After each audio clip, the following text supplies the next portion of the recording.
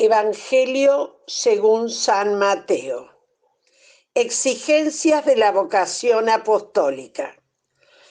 Viéndose Jesús rodeado de la muchedumbre, mandó pasar a la otra orilla. Entonces se acercó un escriba y le dijo: Maestro, te seguiré a donde quiera que vayas. Dícele Jesús: Las zorras tienen guaridas y las aves del cielo nidos, pero el Hijo del Hombre no tiene donde reclinar la cabeza. Otro de sus discípulos le dijo: Señor, déjame ir primero a enterrar a mi padre. Dícele Jesús: Sígueme y deja que los muertos entierren a los muertos. Es palabra de Dios. Buenos días, queridos hermanos. Reflexionemos primero sobre las exigencias de la vocación apostólica. Como venimos viendo en el capítulo 8, en los versículos anteriores, los numerosos milagros de Jesús. Y justamente en este capítulo, en los versículos del 18 al 20, es cuando Jesús, que estaba por cruzar al otro lado de la orilla, un escriba joven se acerca y se ofrece seguirlo. Pero Jesús le habla con franqueza y le pregunta que si ha calculado el precio. Sígueme, te costará algo, le dice Jesús. Y continúa en los versículos 21 y 22 con el otro joven que le responde al maestro que debe cuidar del padre hasta que muriese. Es posible que aquí el joven antepusiera sus obligaciones materiales por encima de Jesús y que después se uniría a él. Por otra parte, era y es un refrán de Israel que aún se acostumbra a decir: deja que los muertos entierren a los muertos. Hay que aclarar aquí, primero, que no es que Jesús sea indolente ante el sufrimiento del discípulo, sino que el llamado de Jesús es para ese momento. Segundo, que los que están espiritualmente muertos se encarguen de las cosas terrenales. Lo importante es no descuidar la convocatoria espiritual que nos hace el Señor. Seguir a Jesús no es fruto de una decisión propia, sino de un llamado. Jesús, cuando nos convoca, presenta las dificultades del seguimiento. Nuestra decisión viene después. Vale aquel ejemplo que recordarán de la moabita Ruth, que decidió seguir a su suegra Noemí, a donde quiera que ella fuera. Ruth 1:16. Segundo pasaje, la tempestad calmada. Es otro milagro físico de Jesús sobre la naturaleza. Es un nuevo intento de Satán por destruir al Señor.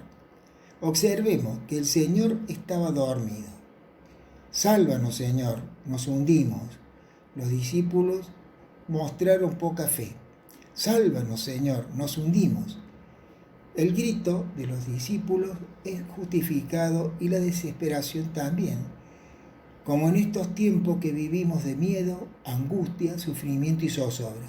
Sin embargo, Jesús les reprocha su incredulidad porque no se han fijado en quién está con ellos.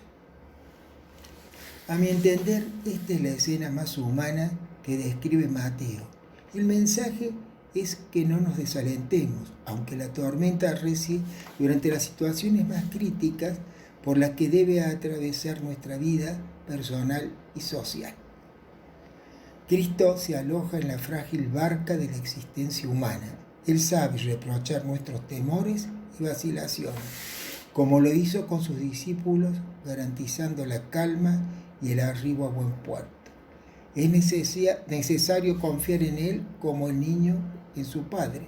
El amor que se activa con la fe excluye todo temor. Si sabemos que Jesús está con nosotros, debemos confiar en Él. Y para concluir, Veamos el tercer pasaje del Evangelio. La curación de los endemoniados. Jesús curó a los enfermos de diversos males, pero lo que más sorprendió a todos fue su capacidad de liberar de aquel mal siniestro e inexplicable que esclaviza a los poseídos por espíritus malignos. ¿Quién puede vencer ese mal tenebroso cuya raíz última desconocemos? ¿Quién puede liberar de ese poder maligno, irracional y absurdo ante el que nos sentimos totalmente impotentes? Con frecuencia, más que pecadores, somos víctimas, prisioneros de fuerzas colectivas y personales que nos llevan al mal. Consideremos que en la actualidad hay muchas personas poseídas por los demonios. Hay muchas señales alrededor nuestro que quieren materializarse en la tierra. Basta recordar casos dentro de la psicología anormal. Pero volviendo al pueblo de Gadara, aquella gente de este pasaje del Evangelio no entendían el poder divino y preferían quedarse con los cerdos antes que con Jesús. Por eso le pedían que se fuera de ese lugar. Aquí los demonios no querían ser recluidos. Ellos sabían algo sobre el confinamiento de los otros demonios. Pero viene el desenlace irónico. Los cerdos prefirieron morir a estar poseídos por el demonio. Pero Jesús había ganado una victoria fundamental sobre el mal y había establecido el reino de Dios. Mis queridos hermanos, ahora me pregunto, ¿soy capaz de seguir a Jesús cuando nos dice que no tendremos seguridades humanas al poner nuestra mirada solo en Él? ¿Cómo estoy viviendo el seguimiento de Jesús? Pidamos al Espíritu imitar el ejemplo del Maestro, vivir y anunciar la presencia del Reino, comprometernos con Él y tener la vida de Jesús dentro de sí. Como lo expresa San Pablo, ya no vivo yo, sino que Cristo vive en mí.